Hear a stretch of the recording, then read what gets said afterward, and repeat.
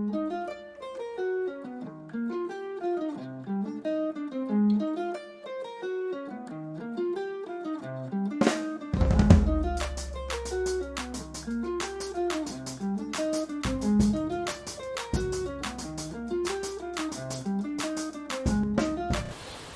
I'm Luther Kruger with the Big Blue Sun Museum of Solar Cooking, based out of Minneapolis.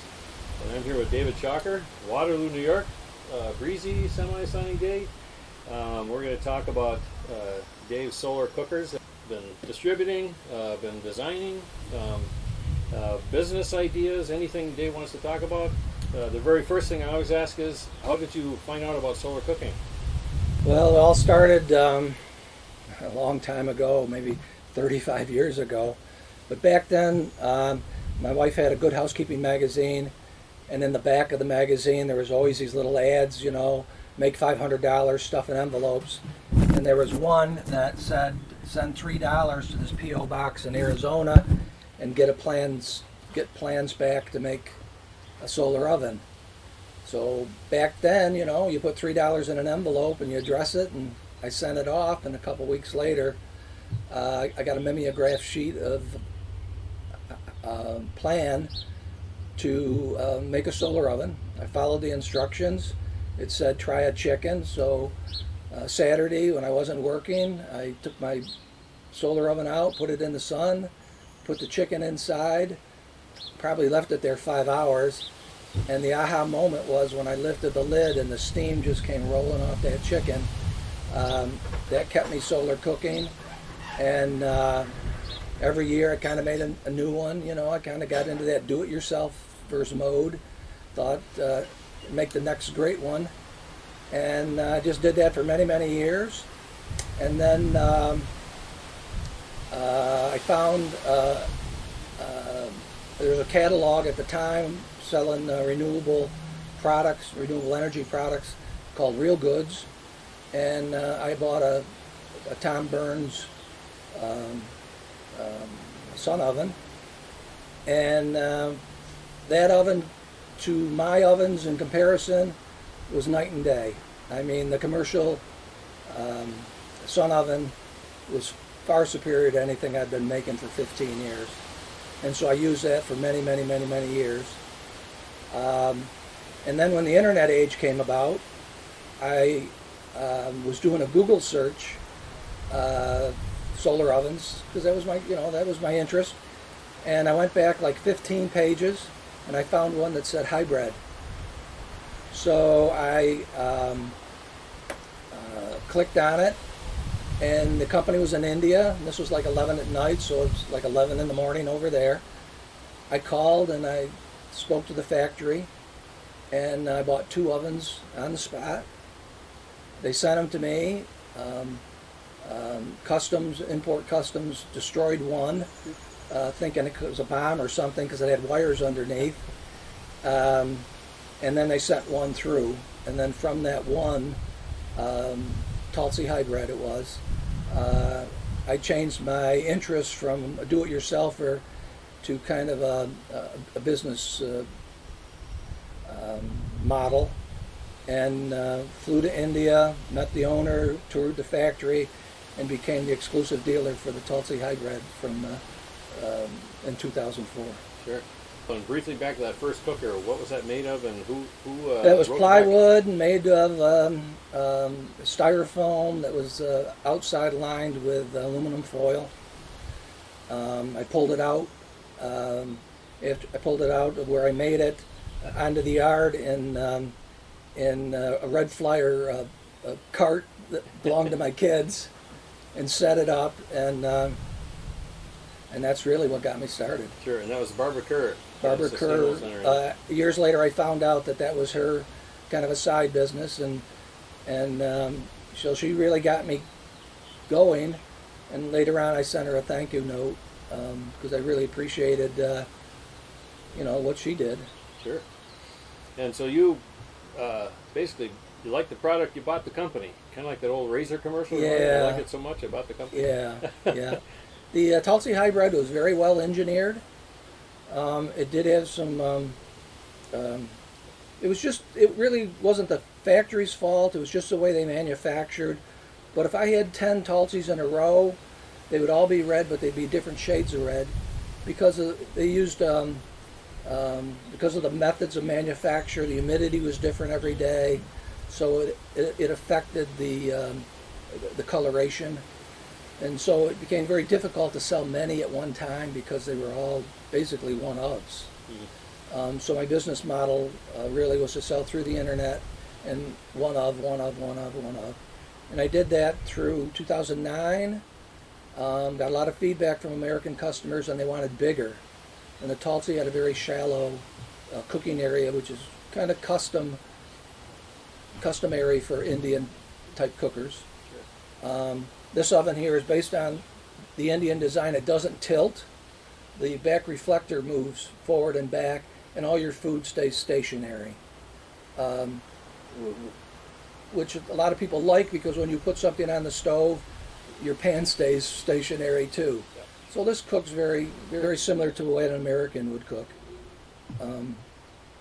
But a lot of customers wanted bigger, so because of that feedback, I went ahead and designed the SunFocus around 2010. Sure. Nice. And then the SunFocus from there? Yeah, I designed it, prototyped it, tested it, brought it to market. It's really a very high quality premium product, very well received by the customers that receive them. I read something long ago that if you spend money on anything, you're going to know within the first 0.3 of a second whether you felt you got value for your money or not. So when the customers open up the SunFocus and they see that color, they kind of fall in love with it. Sure. This color here is kind of fortuitous. Waterloo is very close to Rochester, and Eastman Kodak was the company. 100 years. They've done all kind of research, all kind of consumer satisfaction, and this color is very close to Kodak yellow. Oh, sure. So that's why it got picked. I didn't pick the color. The color kind of picked me. Okay. Ugly? Yeah, the ugly kind of came about because I read an article about too much plastic in the world, and the SunFocus is made, of course, plastic. And I read something about California was kind of thinking about outlawing some types of plastic. So I started thinking about that. Started kind of thinking about, in a bigger sense, the world. And so the ugly is made of cardboard, which is a renewable product, recyclable product. Sure. And it uses all the same components as the SunFocus, only it's put in a cardboard case. And in 10 years, I've never had a catastrophic failure, knock on wood. Sure. The plastic in the SunFocus melts about 160. There is no melting point for cardboard, and the flash point, the burning point, is 450. So it's well within the tolerances and the range that the oven internally works. And it ends up being a great product. Unfortunately, it's a little hard sell. People perceive plastic at a higher value than cardboard. Even though the functionality of the two are exactly the same, there's a bias that people have towards one over the other. Yeah. Well, and you expanded the capacity too, right? With the ugly, it's a little yeah, I can put uglies together much quicker than I can the SunFocus. Mass producing is no problem because the cardboard industry just is used to volume. I mean, pizza boxes they make and shipping boxes they make by the thousands a day, and so the cost point per unit is dramatically less than the SunFocus. Well, and I have an ugly, and that cardboard is not pizza box cardboard. That's just it's special. It's special. Yeah, tougher stuff. Yeah, when I did the SunFocus, I had to learn about plastics and the different grades and the different kinds. And when I got into the cardboard idea, I had to learn all about cardboard manufacturers, different kinds, what kind of coatings they put on it, are the single, double, triple filled. So yeah, it's it's been a great learning and experimental type of designing is kind of a mind exercise, and I've always enjoyed it. Sure, sure. Well, and what tips would you have for people who want to get into this as a business? Do your budget. Figure out how long it's going to take you to be successful. Put an X and then put a 2 behind it. Okay. So you're going to need twice the money, Sure. and it's going to take you twice as long. Sure. But trial and error, and you come up with, I mean, for my money, the volume you can actually fit a little bit more than this, which Right. had a little bit more than the Tulsi, for instance. Right. I remember the Tulsi, it's just like just short of the Just short of capacity I the, wanted, yeah, it's only Yeah. a 3 3/4 inches, and this is 6.5. Yeah, yeah.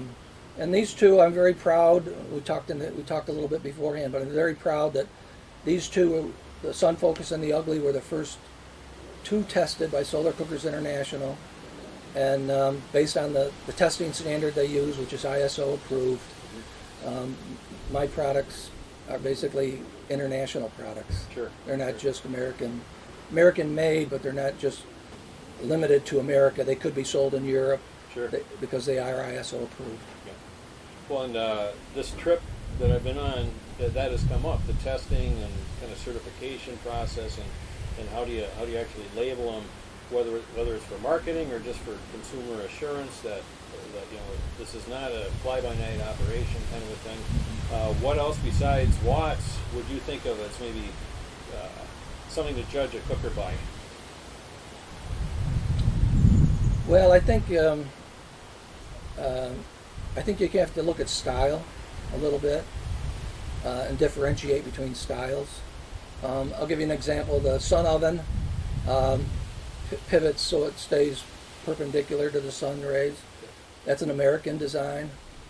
If you go on Wiki, you'll see a lot of that type of design where the oven tilts. There's advantages and disadvantages. When you tilt an oven, you got to have room for the food to stay level. This is based on an Indian design, and the food stays flat. You adjust the back reflector, but it does have a disadvantage in that it's somewhat as the season goes into October, November, December, because of the low angle of the sun coming against the flat surface, it does change the efficiency of the oven. Fortunately for me, this is a hybrid, so it really makes it an all-season oven, where solar ovens typically, unless you're in Arizona, New Mexico, and so forth, are not used year-round. I think in terms of, I look in my kitchen, I counted 5 different kinds of cookers. Then you got your gas range, you got the stove top, you got the microwave hanging over that, you got the toaster, and you might have a toaster oven, kind of variation on that, and then they've got the induction cookers. Right. I mean, your choices for often are determined what do you want to cook, and how many things on these cooking shows do they braise something on this and then they bake it in that and then they bring it back out and braise it some more. So they're using 2 or 3 different kinds of cookers, and so kind of overcoming any kind of reluctance to use solar cookers. You can just point out you've got here for baking, you've got the parabolic to do the searing. I've got the Arliss Walters cooker. Arliss Walters, retired turkey farmer in Oklahoma. It's this big thing with copper tubes and mineral oil, and the tubes come at a slant and become level at the very top where you put stuff to cook. Well, you want ribs, that's where you want it, because it'll be about 280 maximum. It'll stay about that temperature, and it'll get that to that temperature maybe in 20 minutes, right as soon as the sun comes up over it. No, maybe an hour.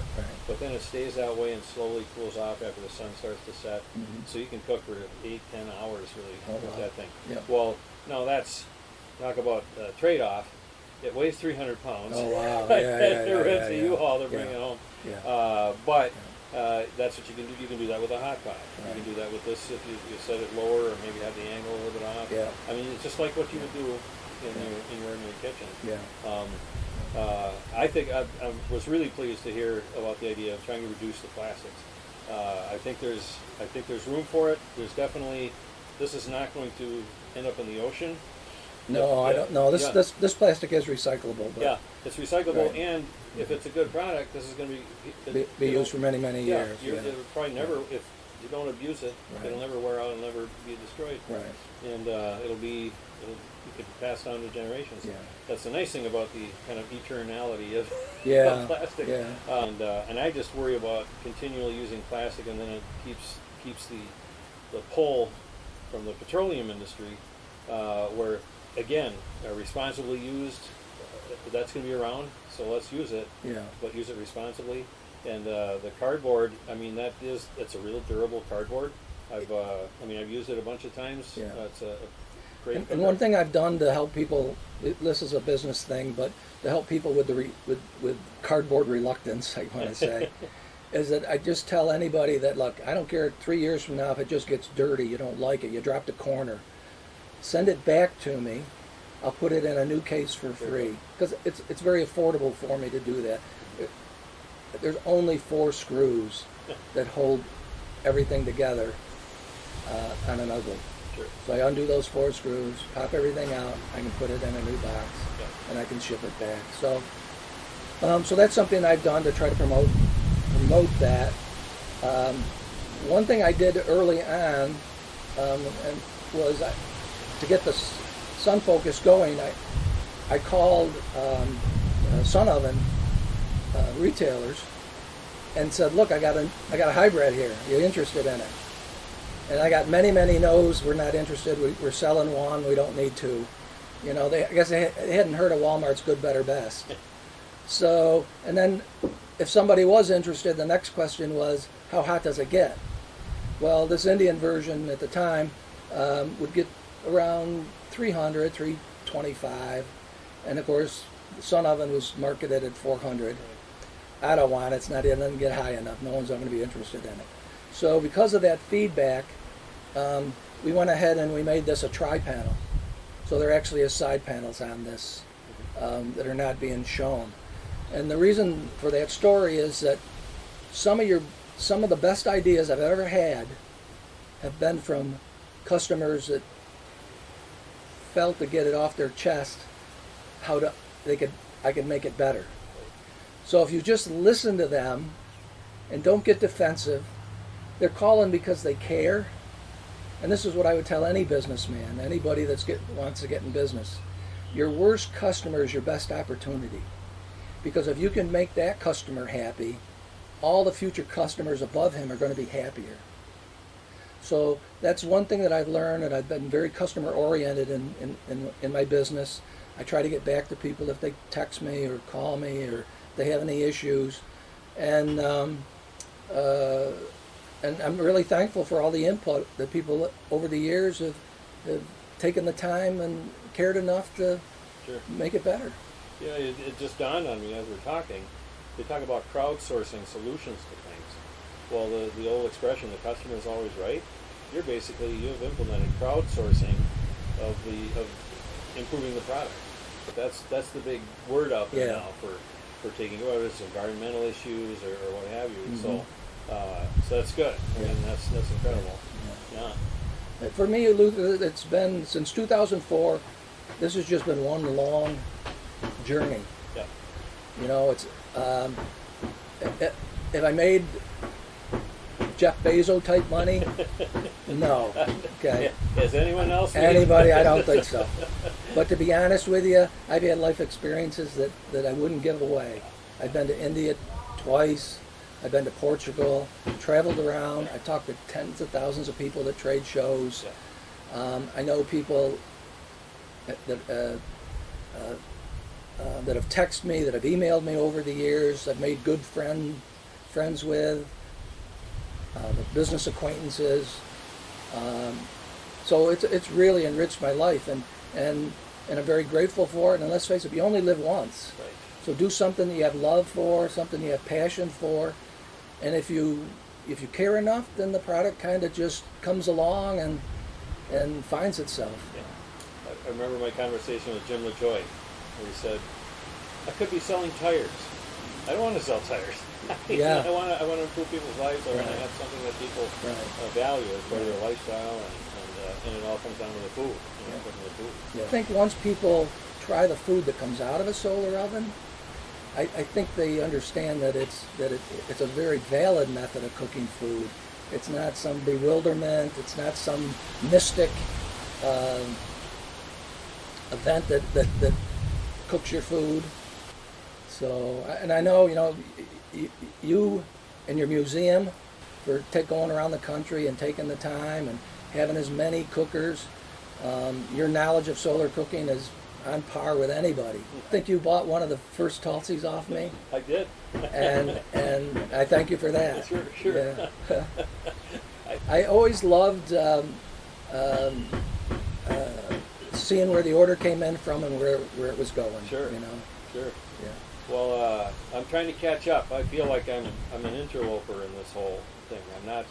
I mean, I had 3 physicists in a row that I visited. Okay. Carla Ransdell, of course, Alan Bigelow, and Paul Arvesine, and then Sean Reeves, who also is a physics teacher. So I have four physicists, and you want to feel ignorant, you talk to physicists, Yeah. but all of them were able to talk about solar cooking and just the simple applications of principles you can understand. Right. Yeah. So I'm still learning. I mean, just by virtue of getting so many cookers and actually using them. You asked about, advice to businessmen, and there's a lot of products out there. I'm sure Henry Ford thought his was the best, and, the guys who started GM thought that their vehicles were the best, and, Chevy. And the truth is they were all good, and there is never a best. Yeah. And so when you go in business, you kind of, go in with passion and make the best you can, but you'll never make the perfect. No. And because there's always advantages and disadvantages to every product, and I'm not discouraging, I'm encouraging, but don't shoot for the moon if you can't get off the earth. Yeah. If you enjoy what you're doing, then put your heart into it and try to do it your best. Sure. And just keep moving toward the perfect, but once you reach that point where there's diminishing returns. It's not worth it. Yeah. As I said earlier, Steve Jobs put a lot of businesses out because he just made a product that was just good enough. Yeah. And sometimes that's all a consumer wants. Yeah. Is something that's good enough. Yeah, good enough sometimes is the standard. Yeah. And if you're, so that's kind of where I am right at the moment. The pandemic kind of set me back a little bit. I let my inventory get down. Although the demand for solar cooking actually increased. Yeah. Caught me off guard, and a lot of manufacturers and vendors that I deal with are now delayed, so they can't get me what I want when I want it. The just-in-time is gone, So I'll be restarting that pretty shortly and get stocked up again. Sure. So it wasn't just that bottleneck at the Suez Canal. This has been a year of question marks. Question marks for sure. Yeah. So we arrive in Faro, and of course the Portugal, the south, almost the Mediterranean. It's booked on the 50 days of sunny air. One day of clouds. Yeah. And we get there, and it's clouds. I think there was 1 hour of pure sunlight. And saying it to the camera, David Chalker had the last laugh. I'm going to put it that way. You're baking pastries and bread and cakes. I don't know what. You're in the You did a birthday cake for the host of the conference. Yeah. And I think that there's what you call that kind of watershed moment where a lot of people said, okay, this is serious business. Yeah. We got 3 days, and we're supposed to be celebrating all these cookers out in the plaza, but the one we're celebrating is the one that has the backup. And I don't even think it really has a backup. I think it's dual purpose. Maybe, and that's where a hybrid. There are people that, because the wattage is low enough, they just use them in their kitchens, off grid. It's only 465 watts, and you can use DC with an inverter, so people off the grid can use it. If you take it overseas, you'd use a converter to change 220 into 120. So it's proved itself to be very versatile over the last 11 years by all kinds of people. Sure. And which I'm very, very, very thankful. Portugal was kind of you're right, it was a watershed moment because there were a lot of solar cooking experts from around the world, and they got to see the advantages. That's all I ever asked when I promoted the hybrid oven is, folks, there's advantages here that I don't think you're looking at. Sure. You're trying to promote and tweak and try to perfect with bigger panels, bigger reflectors, so you cook faster to compensate for clouds that might come in. So you're doing all this compensation, and why not use two technologies? It's like AM/FM radio. Why not use it? One isn't better than the other, but together you might get some harmony, make your life a little easier. You don't have to take food in the house. You can do it all in the oven, all in one location. And so I've always been drawn to that concept. And that's all I try to do, is just create awareness. I've tried to promote it. And I think I've been pretty successful. There's a lot of websites, a lot of articles written about the hybrid oven. And so it's one of these things that if it's a very good product, over time it gets known and becomes a more known, better known product. There's a lot of products that just, they're shooting stars and flame out. And I think this is a product that's just going to eventually gain momentum and become more and more accepted. Sure. If I can ask, if it's not a trade secret, what is the heating element that's electrical? Well, you don't have to. We can no. this part out, but it's. I owe the success of this to the water cooler. I called a company with an idea that I had, and I asked for their engineering department, and I threw my idea around the guy that picked up the phone, and he said, no, the heating element won't take the heat. It's not made for that. It'll short out and so forth and so on. And I said, well, thank you very much. And that was about it. That was kind of my idea just got chopped off at the knees. And about 5 minutes later, the phone rings. And this guy, the same guy I talked to, he said, I was talking to my buddy at the water cooler because we were talking about solar cooking, and it's so odd that anybody would call about solar cooking, especially a hybrid, And he said, we talked it over, and we decided that your idea will work, but you got to do ABC. There we go. And he told me how to do it. And ever since then, I've followed that man's instructions. I had some problems a little bit later on with the adhesion of the pad and the aluminum pan. So I didn't call that man back, but I called the manufacturer of the company that made the adhesive. And I spoke to another gentleman, and he said, yep. He said, you're doing everything right, but the adhesive still thinks it's in the tube. So you got to let it just air out a little longer. Just take your time, do the application, and walk away for 5 or 10 minutes. And now the adhesive thinks it's out of the bottle, and it starts to set up. Sure. So then I attached it. I followed that man's instructions, and lo and behold, I've never had an issue. Sure. And it's a heating. Now I remember we talked a little bit. A lot of people are starting to emulate the concept that I use in this with the heating pad. Mm-hmm. And this pad is this the 3D printer pad, or is this a? No, I haven't made specifically for the wattage I want and the space dimensions I need it to be for the bottom of the pan. So that part is proprietary to me. Sure. But the category of the heating pad is a silicone heating pad. Okay. All right. And then I attach it with a certain adhesive that was recommended to me.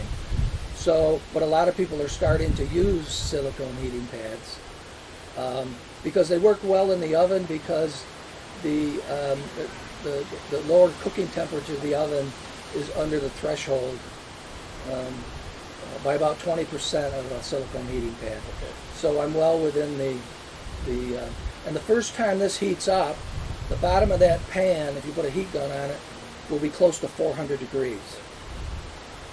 And then the second cycle, the bottom will be cooler because the heat is now dissipating up the walls. Sure. And so after 2 or 3 cycles, it'll actually, the floor cools down, the walls heat up, and you end up with this even cooking temperature throughout the oven. Caution the do-it-yourselfers is, give some thought, because the heating pad is 2-directional. Yeah. the bottom gets as Right. hot as the top. Yeah, yeah. So the top, I'm cooking food at 350, 375, 400 if you put a pan Sure. on it. You got to do something with the heat down below. And, before they start thinking about solar cooking, I would encourage anybody to read Newton's laws of thermodynamics, because cold wants to go to hot. Cold wants to cool hot off. And so there's a lot of heat losses, a lot of convection, a lot of different materials will absorb heat at different times. And so you have to think about all that, because you can't make this a vacuum. You can't make this glass so tight that the heat can't escape. There's been stories, horror stories. People have tried to do that. They clamp the glass down, thinking a tighter seal is better, and then the glass will crack. Yeah. So you have to balance that loss with the gains. And for me, it took over a year. And I mean, I had a lot of passion. I had a lot of excitement. I had a lot of trial and error. But it took me over a year to fail and move on, and fail and move on, and fail and move on. Sure. My first box cooker, the Halsey model from their book, Cooking with the Sun, just the plywood, probably pretty close to what the current model is. And I just lined the edge to set the glass on with felt. Sure. Just felt, and a bright yellow felt, so I could see where it was. Yep. And I found that was great because the moisture would hit the felt, and then that would become the seal. But it wouldn't be the clamp where it would the uneven heat and all that kind of stuff. So. And at some point, the pressure will be high enough that the seal will fail. Yeah. But that's okay. Better the seal failing than cracking the glass. It's cracking the glass.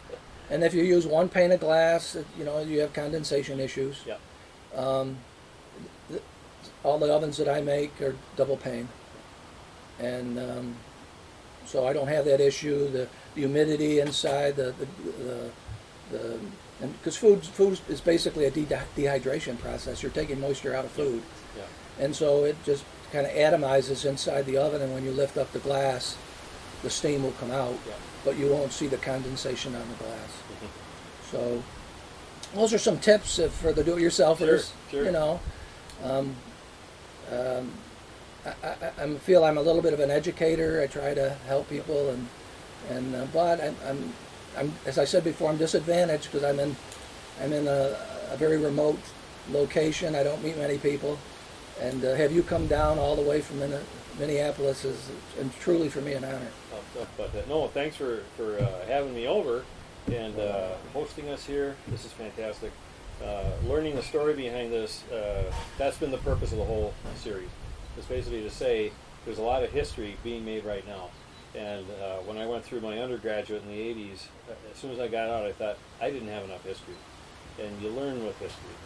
And so I figured, well, if the one thing I can contribute to the cause is let's get the history that's happening now and build on what Tom Sponheim and Paul Hedrick are doing with the wiki. I mean, that thing is the history book for solar cooking online. And let's keep it current with everyone that's doing stuff right now. So I appreciate the time. Thanks so much. You're welcome. Yeah.